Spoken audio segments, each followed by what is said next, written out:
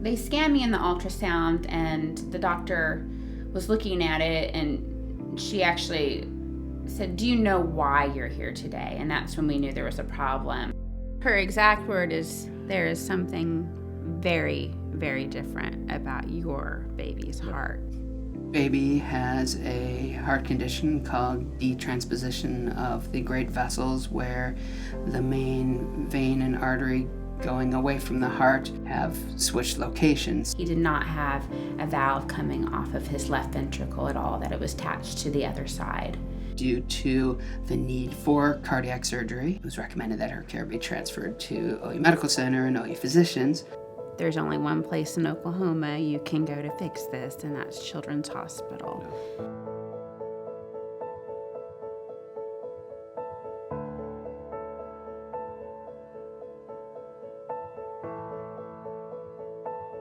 So it was really stressful going into it because we knew that straight off the birth, he would be going to the NICU to have some surgery. My role is to tell them there are some good options here and we can do this and this, and we've got a team of people that are going to be taking care of you and your baby when the baby's born, and we're going to set it all up and try to make them feel less worried and maybe more comfortable.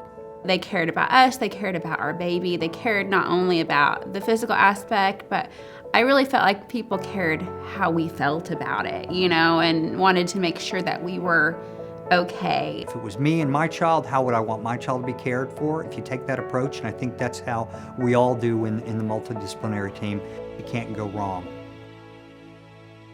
Since we knew that there were complications with Matthew's heart, they wanted to make sure that the cardiac team would be ready. The main thing is just having all of the right people there for baby immediately after birth. So they decided to induce us at 39 weeks, 0 days.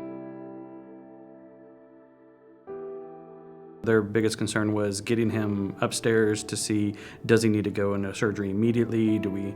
How's his heart doing? Is he losing oxygen? And so I got to hold him for a little bit. And then Corey and my mom and Matthew with the cardiac team headed up to the NICU. And I was I was left behind, and my very sweet doctor came over to me after he finished, fixing me up and everything, and he said, "I know that your heart just went upstairs."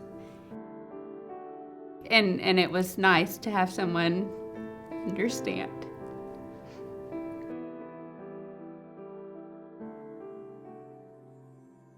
That was one of the hardest things I've ever had to do, is leave the hospital without my baby. It could be worse. We could have not found it. We could not be prepared at all, and we're very prepared. With Matthew, we had a plan with him from day one until he had his surgery, which was a few weeks after he was born, until he went home. I think that this multidisciplinary approach is key because one person can't do it. You got to have all these people dedicated to it. And everybody has had that, every nurse that we've encountered.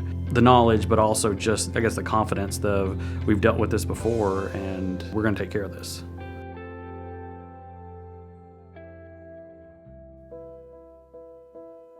It became very obvious that a big surgery would be our only option. Here in Oklahoma, Children's Hospital and Medical Center is the only place where this type of cardiac surgery can be done.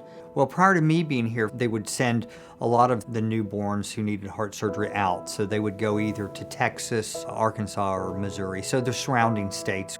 If we did not have a pediatric heart surgeon in Oklahoma, our family would be divided. So that was one of the appealing things about moving to Oklahoma. There was a clear need. It was very apparent to me that I would make a difference in the state, if just for the fact that all those kids didn't have to leave the state to have heart surgery. So for all the families in Oklahoma, it's just an amazing gift. We're just thankful that we have good care, that we don't have to go out of state to take care of our child.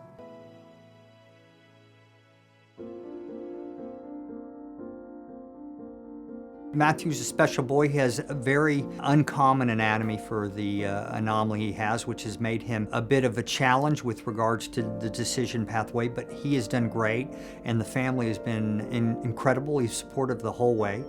He's in good hands at home, and we know that, which makes a big deal to the outcome in the long-term future with Matthew. We are so thankful that the Children's Hospital Foundation does the work to get these doctors here, that They take the funds from generous donors to attract these wonderful doctors so that they can do the research and the work to take care of these children with life-threatening problems that without these doctors' help may not make it.